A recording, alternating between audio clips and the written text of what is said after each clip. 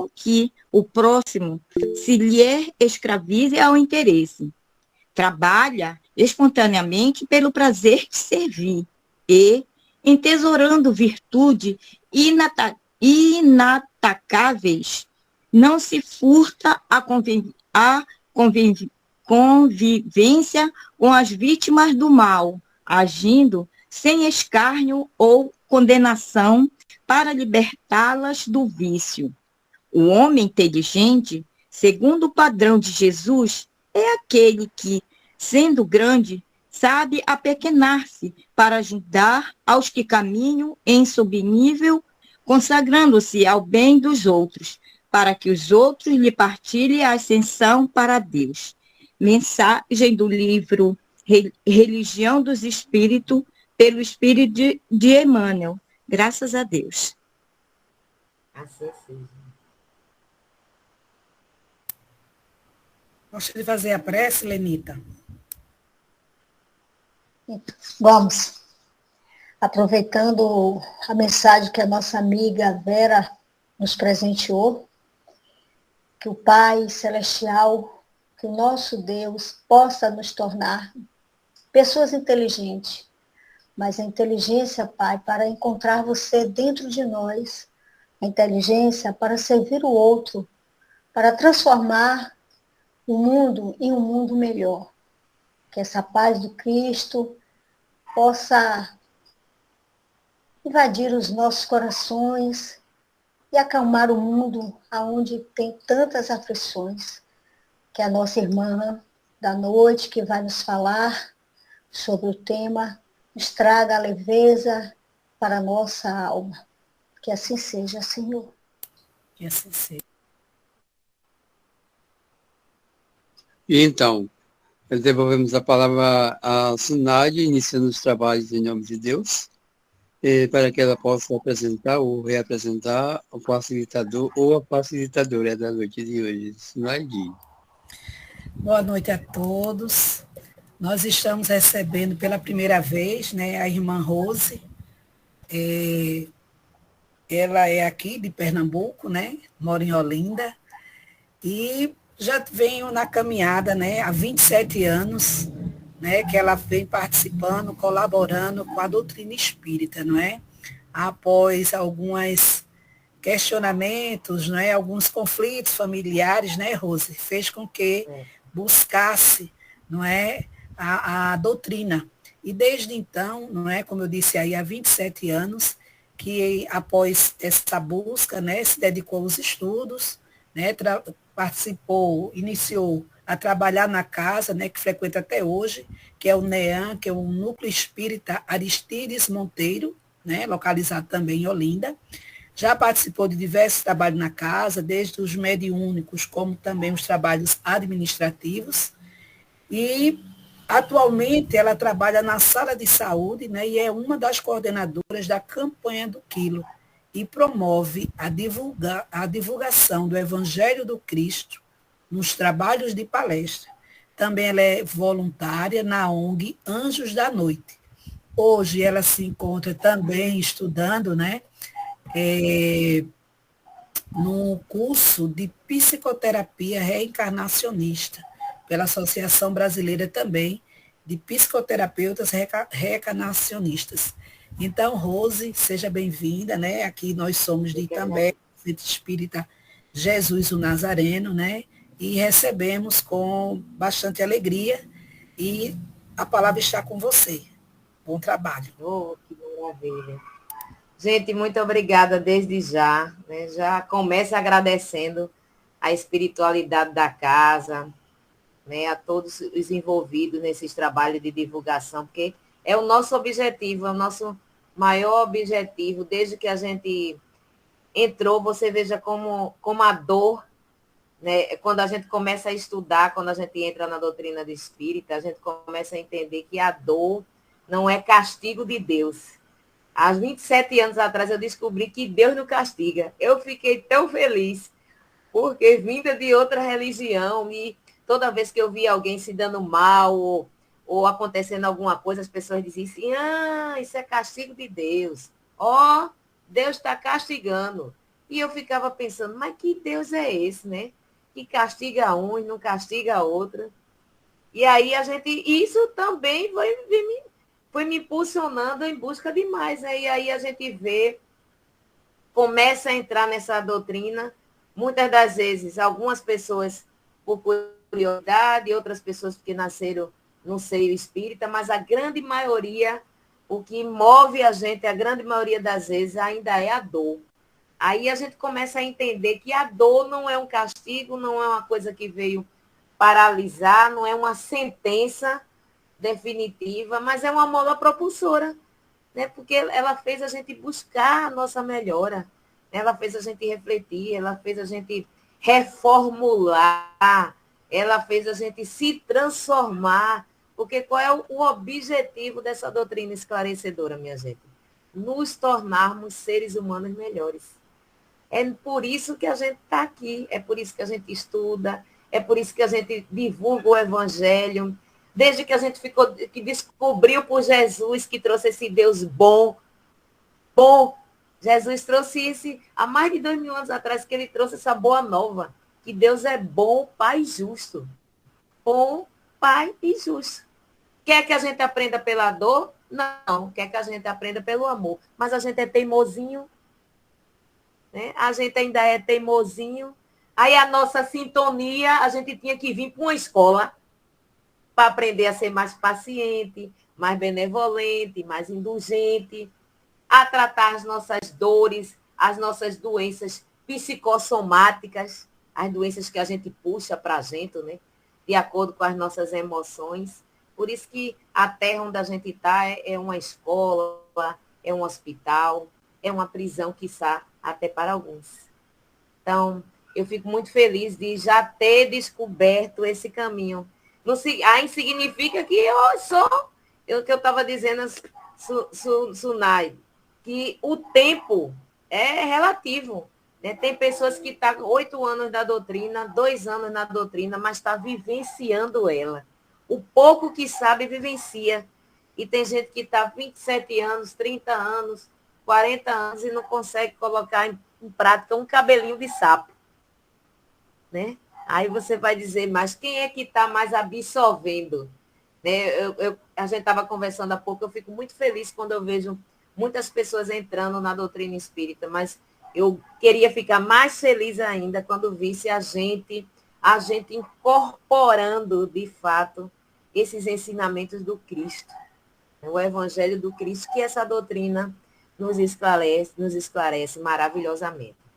Gente, eu tomei a liberdade, eu não sei se é de costume, mas eu tomei a liberdade de trazer um resumo do livro, do que seria essa obra, Voltei, de Chico Xavier, psicografada. E porque poderia ser que algumas pessoas não tivessem lido o livro todo, eu mesma não li o livro todo.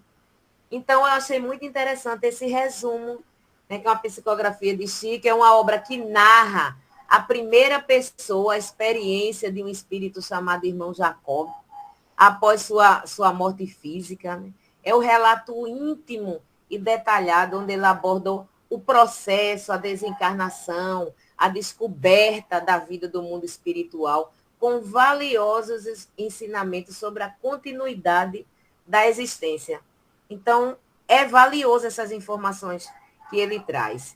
E aí a gente fica ouvindo Irmão Jacob.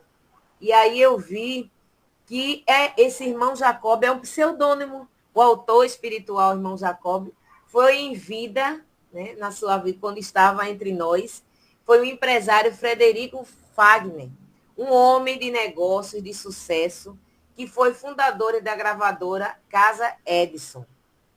Embora ele tenha vivido com uma intensa atividade profissional, sua narrativa mostra sua reflexão sobre a vaidade da vida material, sobre a importância, olha aí que a gente estava conversando agora há pouco, sobre a importância da reforma íntima, sobre as conquistas espirituais, traz essa obra, para a felicidade na vida após a morte, ou seja, tudo que ele galgou, ele era um trabalhador aqui da Casa Espírita, né? E pensava, não tinha no primeiro momento, ele teve um choque, porque ele pensou que várias situações que estavam sendo despertos, ele pudesse absorver com mais tranquilidade, já que era trabalhador na casa espírita. Às vezes a gente tem esse ledo engano, né?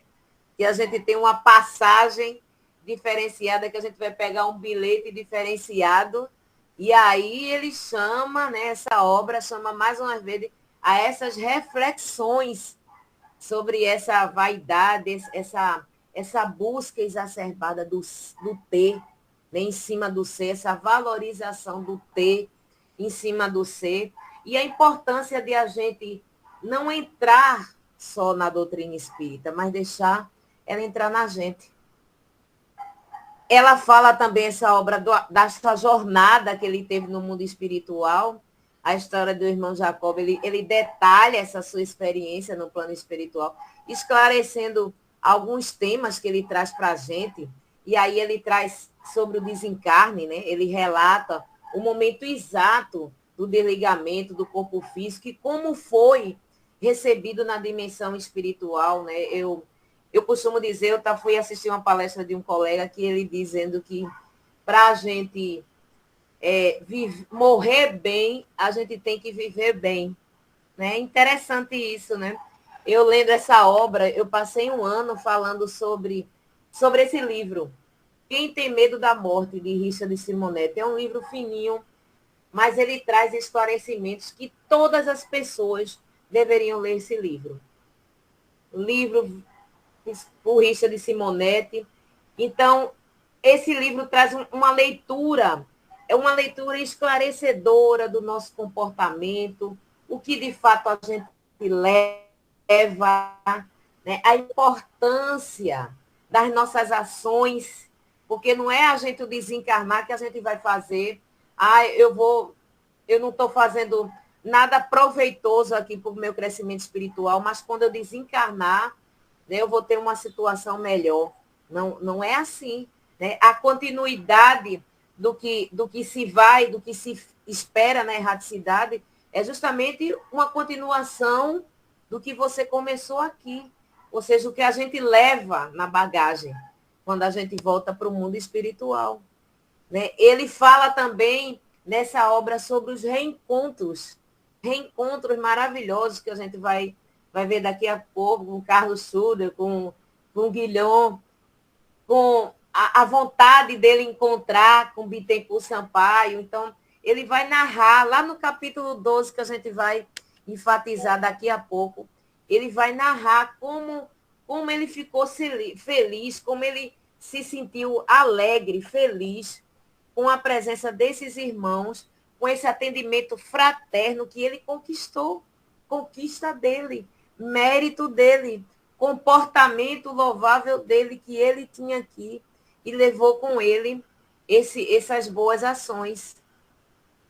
E nesses encontros ele narra encontros com familiares, encontros com amigos que já haviam partido, que estavam no mundo espiritual, que ajudaram ele na adaptação nessa vida nova. E aí a gente vê, não só nessa obra, mas nas obras de André Luiz, a gente vê toda essa importância, né, que todo o bem que a gente faz, né, parece um clichê, mas todo o bem que a gente faz vai ser nosso advogado em um determinado tempo. A gente vê em nosso lar com a experiência de André Luiz, que mesmo o bem que ele não queria fazer, né?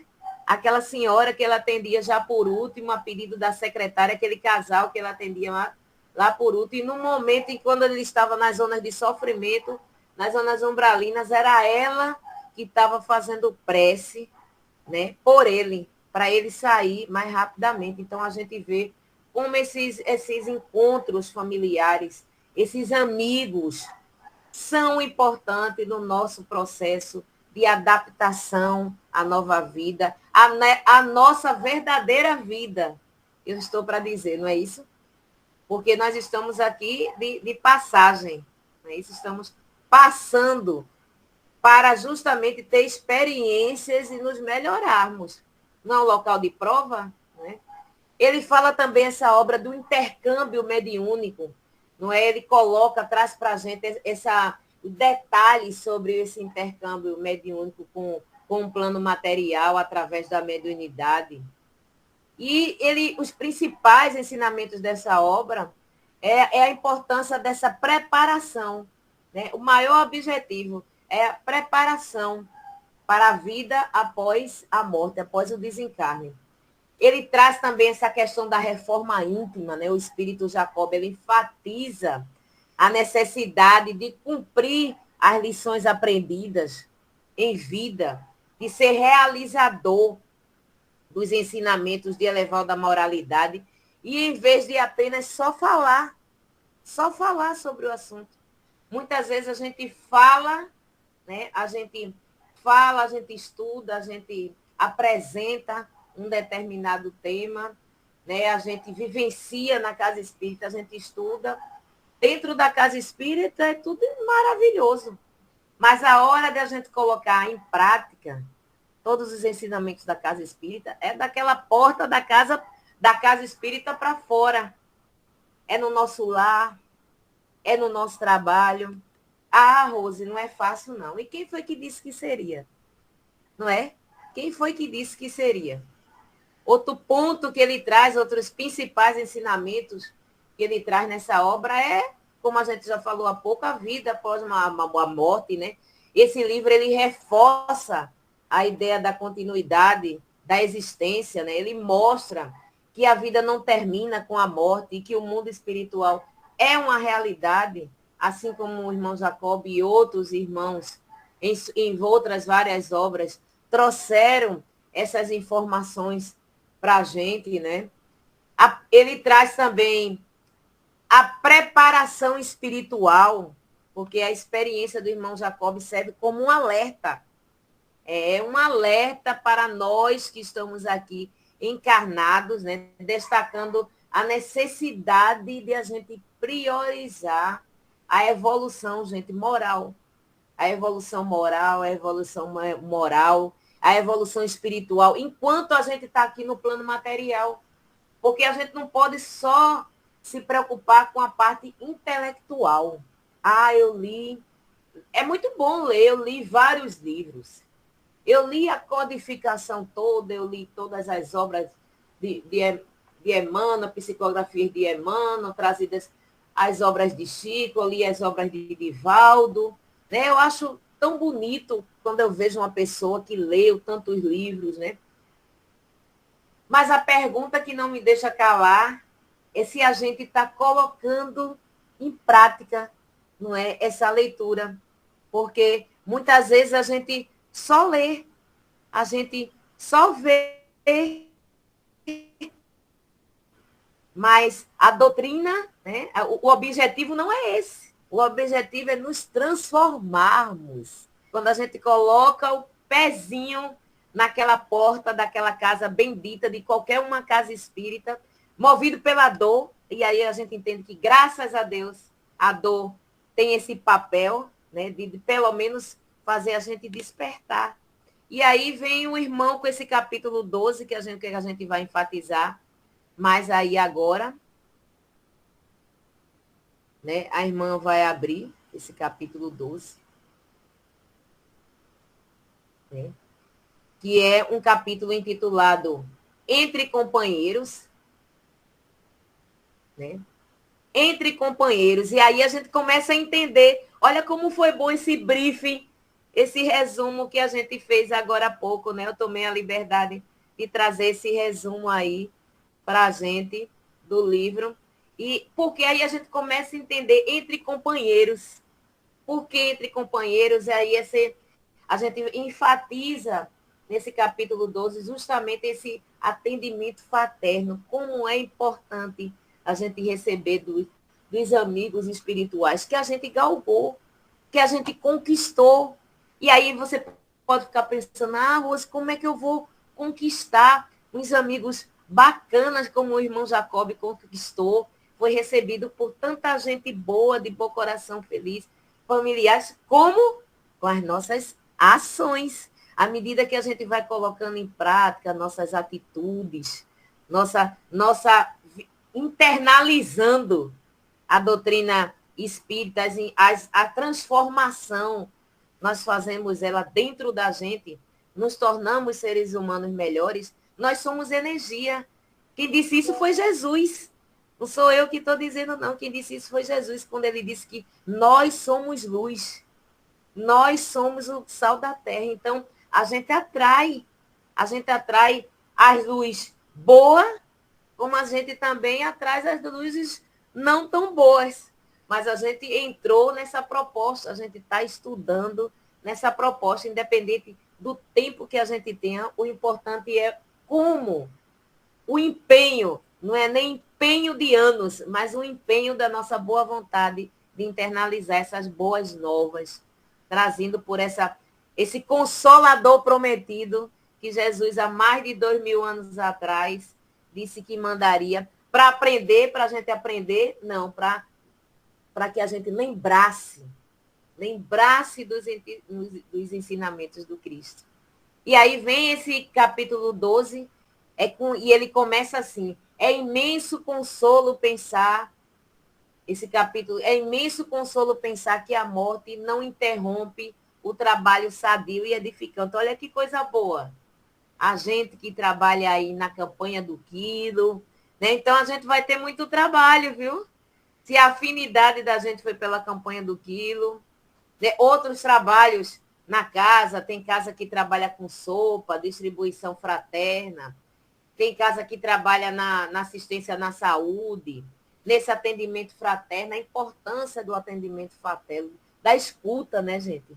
Eu aprendi, eu costumo dizer que a doutrina espírita, ela me educou, porque eu passei, antes eu não ouvia muito as pessoas. Eu falava, mas eu não ouvia. Então, ensina a gente a ouvir. Não é à toa que a gente tem 2 ouvidos, né?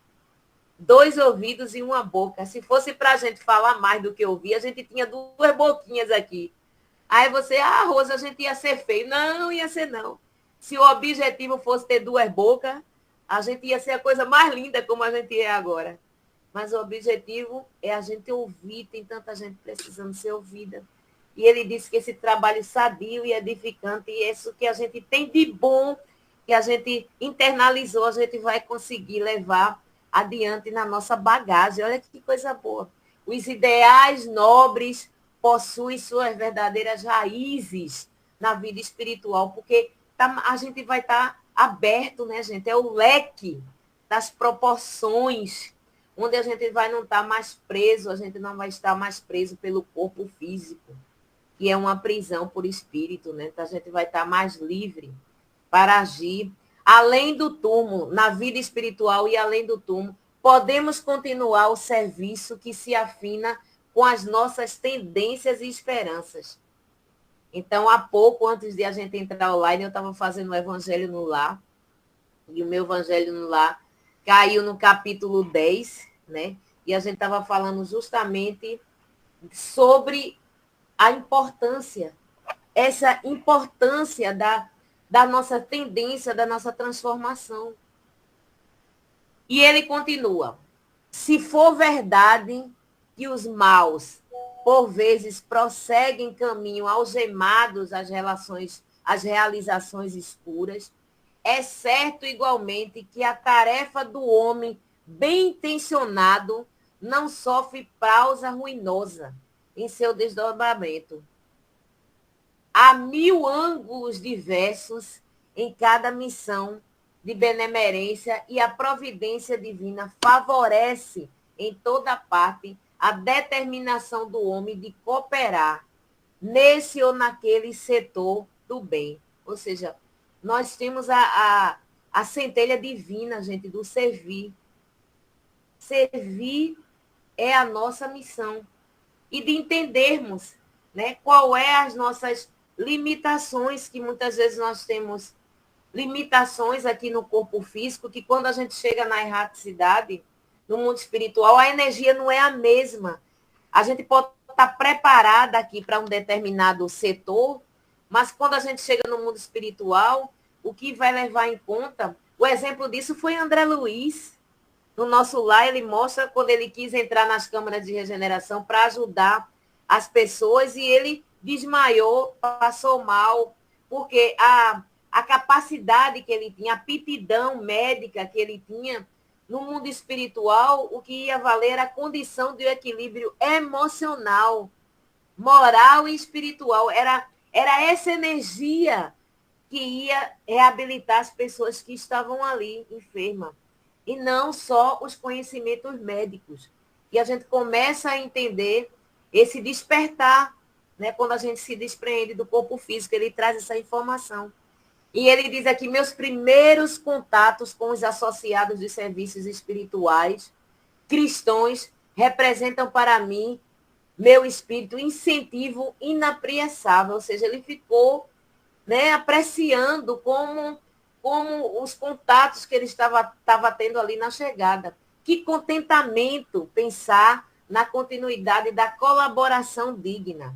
Como ele estava feliz em saber que poderia continuar esses trabalhos aqui.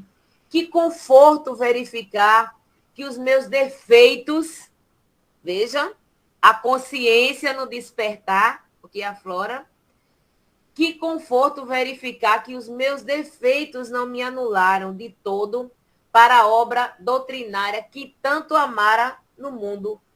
Porque ele era um trabalhador já do Cristo. Mas não significa que nós estamos trabalhando, estamos inseridos nessa doutrina consoladora. É porque a gente já é perfeito? Não. É porque as coisas não vão nos acontecer? Não. Nós estamos ali, estamos na condição, embarcamos nesse planeta de expiações e prova. Não é isso? Então, nós estamos aqui estudando, e a qualquer momento os testes, as provas não chegam. E a gente, com conhecimento e com trabalho edificante, a gente aprende a resolver, a desatar os nós com equilíbrio. Essa é a proposta, com equilíbrio. Não obstante as graves imperfeições do meu trato pessoal, seguiriam avante, lutando, servindo e aprendendo. Veja a consciência da necessidade da melhora a todo instante. A certeza de que marcharia com assistência fraternal de que era objeto, recebi na segunda noite dias de visitas agradáveis e preciosas. Ou seja, ele, quando chegou lá com um certo tempo, ele começou, assim que ele entrou em equilíbrio, ele começou a receber essas visitas agradáveis e preciosas. Guilhom e Carlos Sudel vieram abraçar-me. Veja que bom. Aí eu trouxe a liberdade, eu sei que todos conhecem, mas é bom. Guilhom foi filho de Luiz Antônio Guilhom, foi jornalista, foi engenheiro civil, quando estava aqui entre nós, e foi um espírita brasileiro muito atuante nas causas espíritas. Ele exerceu o cargo de presidente da Federação Espírita entre 1920 e 1921. E Caibá Schuder foi um abnegado apóstolo, né, da causa espírita, evangelizador, escritor e jornalista, né, desencarnou em Matão, em São Paulo, em 1938. Eu trouxe essas questões, muito embora sabendo que nós temos o conhecimento, mas às vezes a gente esquece, né? Já que ele citou só os nomes Guilhom e Caibá Schuder, vieram abraçar-me. Prestei muita atenção à presença e à palestra de ambos, de modo a não ser impreciso em qualquer notícia que me fosse possível transmitir aos companheiros terrestres. Ou seja, ele ficou prestando bem atenção, né? Se sentiu muito feliz de ser abraçado por eles, né? E ficou prestando muita atenção no que eles estavam falando. Eles estavam como que remoçados. Aí ele começa a dizer que a gente, na erraticidade, né, gente, ele já galgando um patamar de espíritos mais elevados, numa condição espiritual melhor. Então, a aparência com que reflete isso no perispírito, e essa aparência, essa imagem bonita que foi apresentada a Jacob. e eles estavam como que remoçados e profundamente felizes. A auréolas de tênue luz irisada acentuavam-lhe a simpatia irradiante. Estavam entre esses dois, essa luz interior que eles traziam com eles. Indagaram, bem-humorados, de minhas impressões iniciais na experiência nova. E quando comecei a relacionar as surpresas, né, porque imagino que quando ele encontrou eles, ele deveria ter queria fazer várias perguntas, né? Mas logo notei que eles faziam o possível por arrebatar meu pensamento aos negócios do assunto só menos importância. Então, eles ouviam, mas eles trouxeram logo ele para o assunto em que eles deveriam conversar ali naquele momento, sentindo que ele estava cheio, né, de euforia, querendo saber, querendo várias perguntas, imagino, que ele deveria querer saber. E aí Caibá Schuder mencionou o quanto estava feliz, né, grande alegria com que se entrega ao serviço da sua rica sementeira lá em Matão, né? E falou das bênçãos que continuam recolhendo na vida espiritual com tanto entusiasmo que, francamente, lhe invejei a posição íntima, né? Deles falando de como eles estavam trabalhando, mesmo espiritualmente, né? Nas plantações, se dedicando no que ele fazia no mundo, quando estava aqui no mundo físico. Então, ele com esse entusiasmo, dando continuidade a esses trabalhos que ele fazia. Em seguida,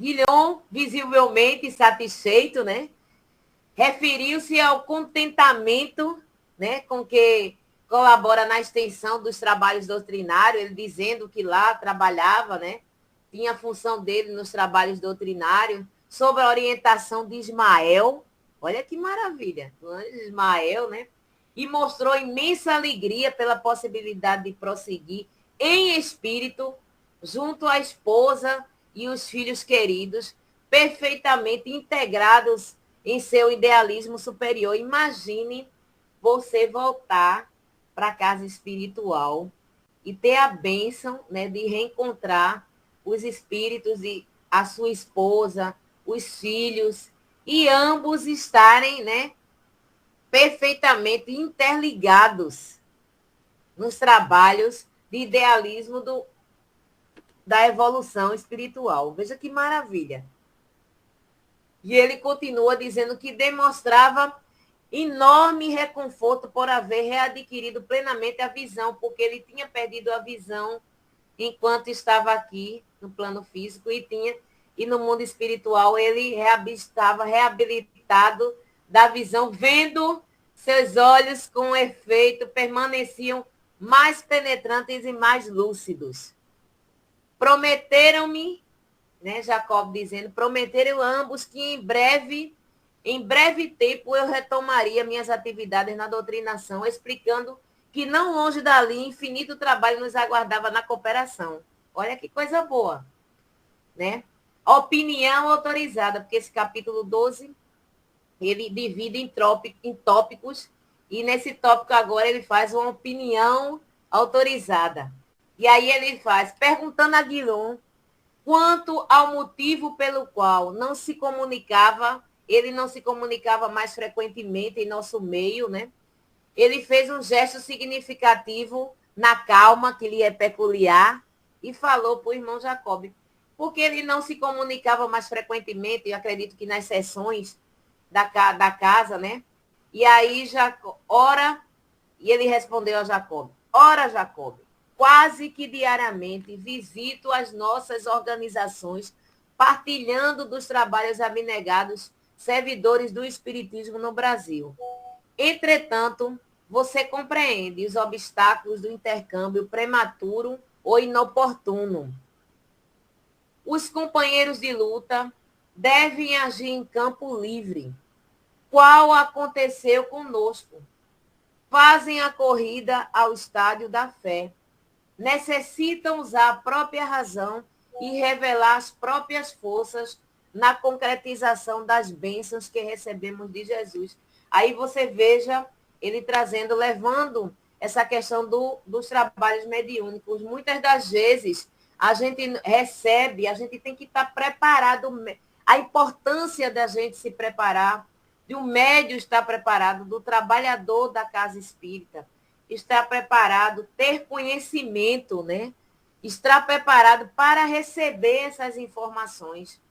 Né? Ele colocou aqui, você compreende os obstáculos do intercâmbio prematuro, né? Ou inoportuno.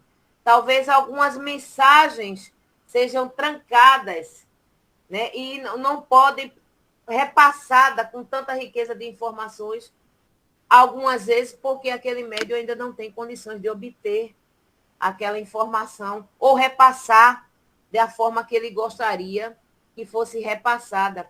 E ele continua, e você reconhecerá comigo hoje que não será justo interferir não somente com a supervisão que procede de cima, da influência indireta e sábia dos nossos orientadores, mas também nos serviços de colaboração que se processam nos círculos que nos são familiares.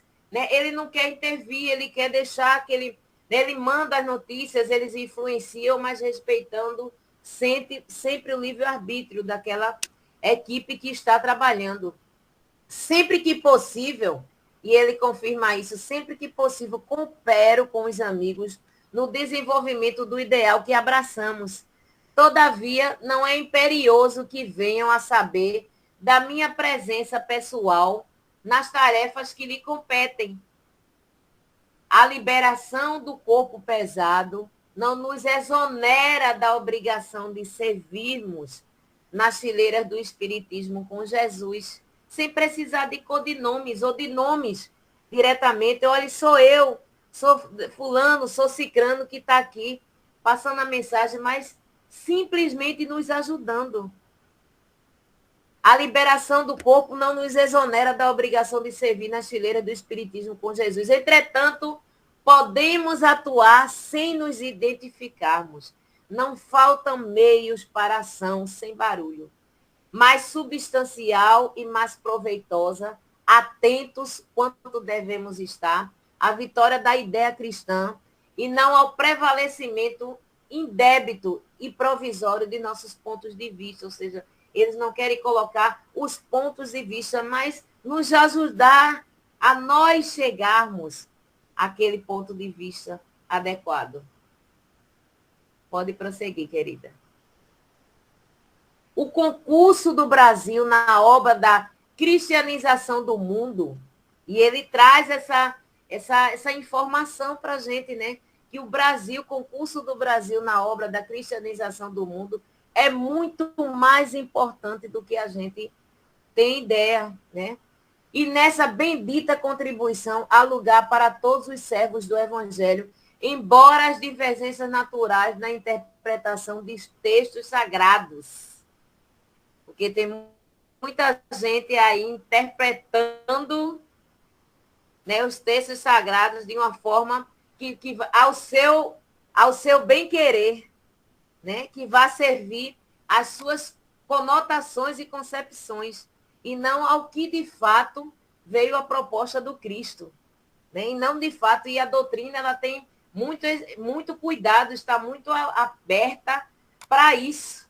Eu me lembrei agora, falando sobre o Brasil, que eu sou apaixonada pelo Brasil, viu, gente? Com todas as pessoas, eu estava falando hoje há pouco, eu sou patriota, eu acho que o Brasil, com todos os problemas e dificuldades que tem, eu li aquele livro, Brasil, Coração do Mundo, Pátria do Evangelho, fiz uma exposição sobre esse livro, me apaixonei mais ainda pelo Brasil. A gente não é, o Brasil não é coração do mundo, pátria do Evangelho.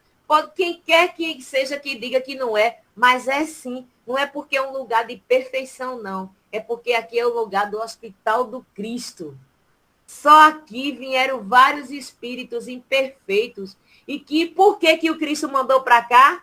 Quando ele disse a Ismael, vá lá nas profundezas da terra e traga uma reca de espíritos infelizes, a embarcar aqui. O que é que ele queria mostrar com isso? Que só aqui a gente teria condições de aprender, de nos tornarmos seres humanos melhores. Quiçá a gente não estava lá nas profundezas da Terra. Não é isso? Estamos hoje aqui estudando essa doutrina com tanto amor na busca incessante de nos melhorarmos.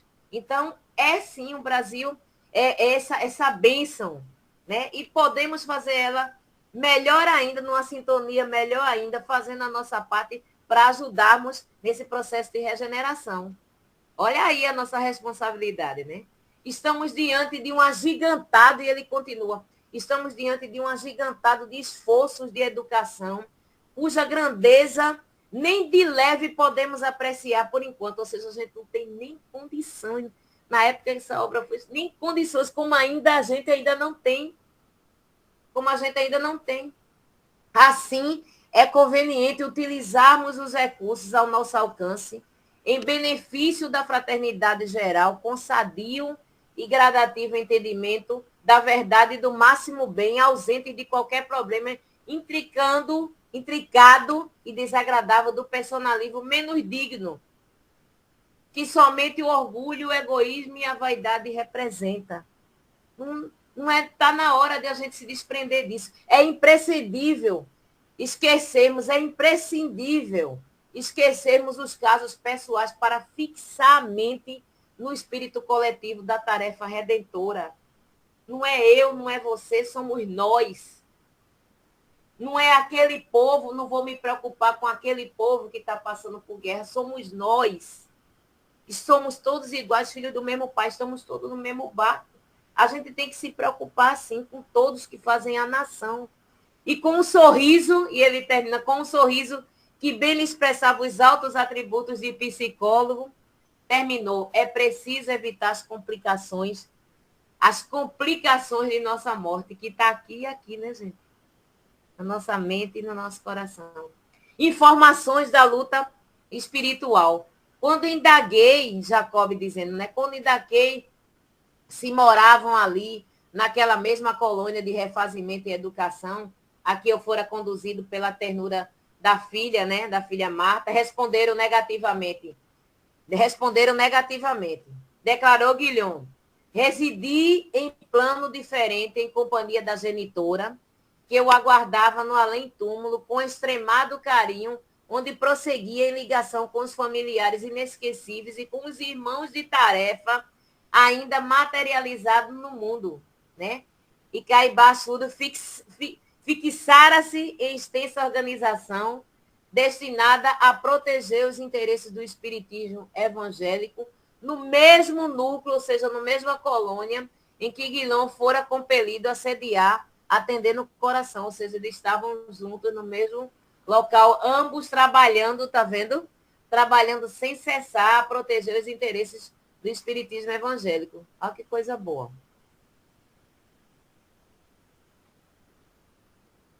Pode passar. Comentou ambos o serviço de espiritualidade a desdobrar-se em todas as direções. Reportou-se Guilhom as fundas impressões que lhe causavam as atividades de auxílio aos espíritos da treva, né? Lembrando com calor as sessões do grupo de Ismael, em que muitos eclesiásticos, né? Pessoas vindas da igreja, do clero, envenenados de ódio e cegos de ignorância, são conduzidos ao conhecimento cristão, né? E contorno que tantos sofrimentos e incompreensões existem nas zonas próximas a moradias dos homens. Falou que Bezerra e Saion. Quem é Bezerra e Saion aqui, minha gente, que ele está falando? Bezerra é o nosso Adolfo Bezerra de Menezes. Olha que, por isso que esse capítulo é de encontros, viu, gente, de amigos. E Saion eu trouxe, João Gonçalves de Carmo Saion.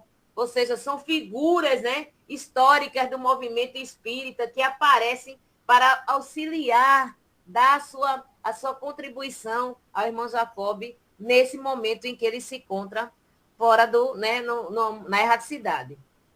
Autorizados à sublime ascensão aos planos superiores, haviam decidido, ou seja, Bezerra e Saion, autorizados a sublime ascensão dos planos superiores, haviam decidido renunciar à semelhança e à glória de estarem no plano superior. Os dois, Bezerra de Menezes e Sion, renunciaram de estarem à semelhante agora em companhia de outros missionários devotados ao sacrifício pessoal, a fim de consagrarem por mais dilatado tempo a transformação gradual de longas fileiras de infelizes, ou seja, eles optaram, gente, de ficarem mais perto de nós, né? Doutor Bezerra de Menezes sempre aqui estando mais perto de nós, tratando nas nossas almas, trazendo o médico, né, nos curando das nossas chagas, do nosso orgulho, do nosso personalismo endurecido.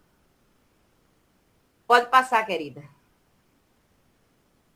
Assim é que muitas instituições de socorro e esclarecimento são mantidas nas regiões abismais, onde a inteligência de espíritos tirânicos e sagazes estabelece a escravidão organizada, embora temporária, de grande número de desencarnados invigilantes e desviados das leis divinas, mantendo mentirosas exibições de poder, qual acontece a muitos homens destacados da terra que encarceram, né, os semelhantes nas teias de suas criações mentais para o mal, e em que se comprazem até que o domínio supremo os revolva, ou seja, eles trabalham justamente nesses esclarecimentos, nesse socorro, nesses lugares umbralinos em que precisam, que nós precisamos, que esses irmãos que estão lá precisam desse amparo, dessa elevação moral.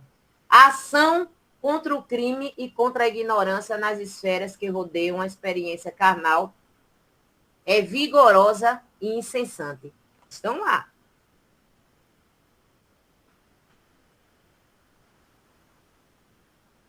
Destacou a necessidade maior de aproveitamento das lições. Olha, destacou a necessidade maior de aproveitamento das lições que o Espiritismo oferece às criaturas e explicou que a obra social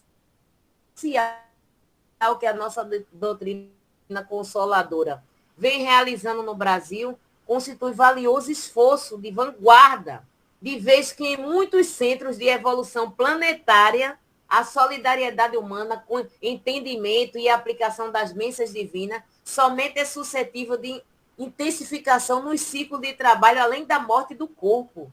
Veja, nós estamos além da morte do corpo, ou seja, é o aproveitamento das lições. O projeto, nós temos esse trabalho valioso de esforço de vanguarda, né, da solidariedade humana que nós temos intensificado nos ciclos de trabalho. Encareceu que o espiritismo evangélico é chamado a desempenhar imenso apostolado de libertação da mente humana, encadeada aos mais escuros e asfixiantes preconceitos que opera a prisão e a moléstia de almas. Pode seguir. Estou correndo um pouquinho mais por conta do tempo. Salientou que não vale morrer sem a regeneração, veja, salientou que não vale morrer sem a regeneração íntima, ou seja, sem a nossa transformação interior, porque ninguém avança no plano, um palmo no caminho da eternidade sem a luz própria. Ninguém avança um palmo sem a luz própria. Daí, continuar acreditando que o maior serviço prestado à doutrina é ainda o da própria conversão ao infinito bem. Os fenômenos que costumam proceder à mudança das atitudes mentais no terreno das convicções, outra finalidade não trazem senão a de sacudir a nossa consciência, despertando para a responsabilidade ante as leis universais. Com a perda do instrumento de carne, não havia penetrado um sistema de acesso indiscriminado ao reino divino, e sim no esforço da extensão desse reino divino, gente, na terra mesmo. Né? É esse esforço, essa busca de nos melhorarmos aqui. Agora que nos achávamos em outra região vibratória do planeta, poderíamos aquilatar a extensão da luta. Era tão comum renascer na matéria física quanto morrer nela. E se a paisagem das esferas felizes era uma realidade inatingível, não é menos imperiosa e verdadeira a obrigação de nos aprimorarmos a fim de merecê-las. Quando o homem, olha a mensagem que arremata, arrematadora. Quando o homem compreender a grandeza da vida e a retidão da justiça, então o quadro terrestre se modificará, orientando-se invariavelmente para o bem supremo. Veja que mensagem, né? Que mensagem redentora, gente. A hora é essa, né? A gente está esperando o quê? O momento é esse. Quando o homem compreender, quando a gente despertar. Noite divina. Fim da palestra, ele traz esse tópico de noite divina, que é justamente um acontecimento que se dá na noite. Fim da palestra, instrutiva e longa, Guilherme e Schroeder convida-me a visitar o Rio. Junto deles, o irmão Andrade, que me seguia de perto, consultado por meu olhar interrogativo, aqueceu prontamente. A excursão ser-me-ia proveitosa e não me perturbaria o refazimento. Acompanho-ia com prazer. Ele acompanha eles com prazer. Despede-me de Marta pela primeira vez, né, da filha, após haver ingressado na experiência nova, ele se despede da filha. E em me afastando do ambiente doméstico acolhedor, fui surpreendido pela paisagem encantadora. Algumas centenas de crianças brincando sob as venerandas árvores do parque, amplamente tocado de luz. Ele vê essa cena nessa noite divina, né? Muitas delas traziam a fronte coroada de auréolas sublimes e brilhantes, cantavam com alegria, mas no fundo daquela alegria com que davam as mãos umas às outras, em graciosos cordões com os quais coros de anjos repontavam manifesta saudade das afeições terrenas, porque os versos formosos e cristalinos falavam na ternura das mães distantes. Veja que maravilha. As melodias simples e doces casavam-se aos raios das estrelas que fulguravam em torno da lua crescente. Para as mães angustiadas dos ciclos terrenos, existem aqueles filhinhos inquietos e saudosos. Carros fulgurantes, né? Muito diversos dos que conhecemos no mundo, adornados de flores radiosas, passavam, não muito além, celeramente, talvez em busca de esferas próximas. As torres do santuário cintilavam sobre o firmamento tranquilo e os aeróbos, né, gente? Ele trazendo aí mais informações desses aeróbos. Pusemos-nos a caminho e, confiado na generosidade de que me assistiam, ousei formular uma interrogação que procurava calar desde o princípio. Guilherme, exclamei hesitante, você sabe que sempre dediquei o amor e veneração a Bittencourt Sampaio. Olha, ele queria, né, informações de Bittencourt Sampaio. Onde é que ele está? Né? Eu poderei encontrá-lo. Né? Veja que Jacob, irmão Jacob, estudava ele já na casa em que trabalhava e ele queria saber se teria, né, a honra de encontrar o irmão Bittencourt Sampaio. E aí Guilherme respondeu, informou-me o companheiro que o nosso respeitável amigo colabora na supervisão do espiritismo evangélico, em plano superior adiantado, porém que provavelmente seria Bittencourt Sampaio, o mensageiro da amizade, que viria de mais alto trazer-me as boas-vindas na noite de minha recepção no grande templo. Olha que maravilha! Reconfortado e feliz, ele encerra com essa fala maravilhosa. Reconfortado e feliz, resolvi esperar. Então, veja, treinando, né, a mansidão, a paciência, depois de um encontro desse, gente, valoroso. Né? Encontro entre companheiros. Da mesma forma que eu estou tendo também aqui a honra de encontrar vocês, meus encontros companheiros e amigos queridos, quem sabe de outras jornadas, né? Já que a gente não está aqui pertinho fisicamente, mas a gente está aqui pertinho online, eu nunca tive a honra de conhecer vocês, mas estou tendo a honra aí de conhecer todos, né? E já são amigos, companheiros, né? Companheiros de jornadas passadas, quem sabe, né? E que nós não estamos nos encontrando, que não poderíamos passar despercebidos aqui um dos outros. Estamos tendo aqui esse encontro maravilhoso e eu agradeço desde já essa Casa Bendita, o Nazareno, por essa oportunidade também bendita de servir, né? De aprender, fez com que eu fosse lá no livro, né? Pegasse esse resumo, visse essa história valorosa, né? Então, esses trabalhos de apresentação são importantes, ganha todo mundo, né? Ganha a gente que está estudando, é um estudo, ninguém aqui sabe mais do que ninguém, a única diferença é que eu li um pouquinho mais para poder trazer esses tópicos aqui, mas a gente está aqui todo mundo estudando, então desde já eu agradeço a espiritualidade da casa pela oportunidade de servir e sintam-se todos abraçados quando quiser vir por aqui, pelas Olindas da vida. Nós que agradecemos, Rose, pela colaboração. E esse livro, de fato, é encantador, né? E está sempre fazendo que a gente reflita, né? A nossa conduta no dia a dia, né? Que estamos na casa espírita, mas o que é que a gente já tem feito, né? Na nossa caminhada. Essa é a questão maior. Eu não sei se os irmãos também gostariam de trazer alguma contribuição, seu Hinaldo, seu Adalberto, seu Mário e demais irmãos.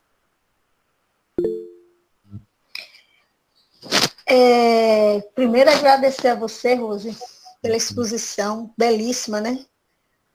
Você nos trouxe com tanta leveza e a gente vai refletindo e vai se colocando no lugar desse trabalhador, né, da doutrina.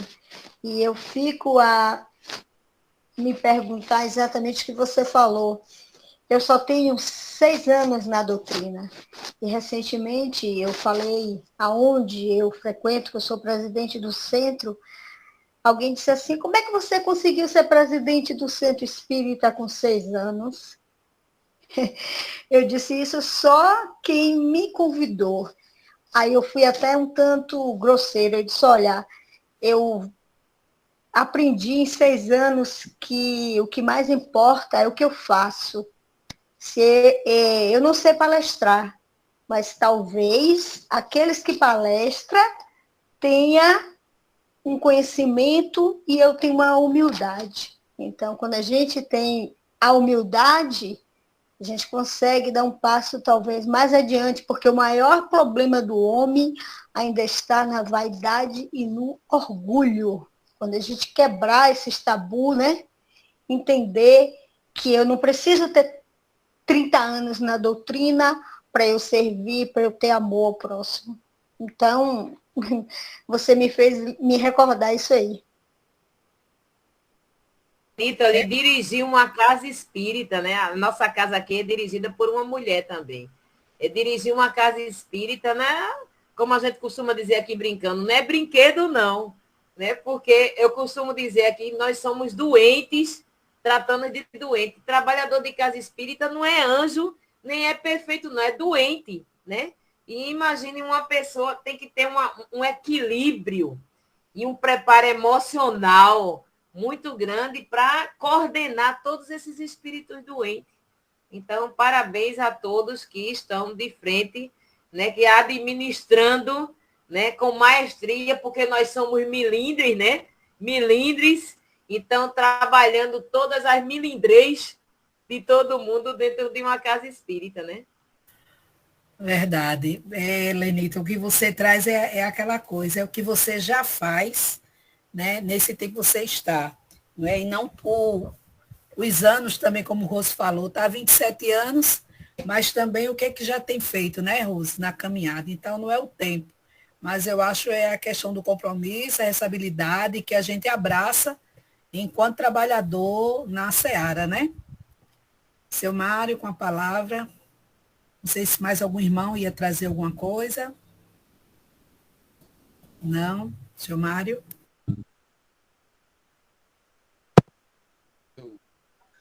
É, só nos resta parabenizar a irmã, né, Rose, e a todos que compartilharam desse banquete espiritual maravilhoso. Deixamos então ao critério de quem esteja com vontade de fazer a prece para finalizarmos os trabalhos da noite de hoje. Alguém? Lenita? Eu fiz a abertura, a própria Rosa, né, que nos presenteou com uma interpretação tão bela do livro.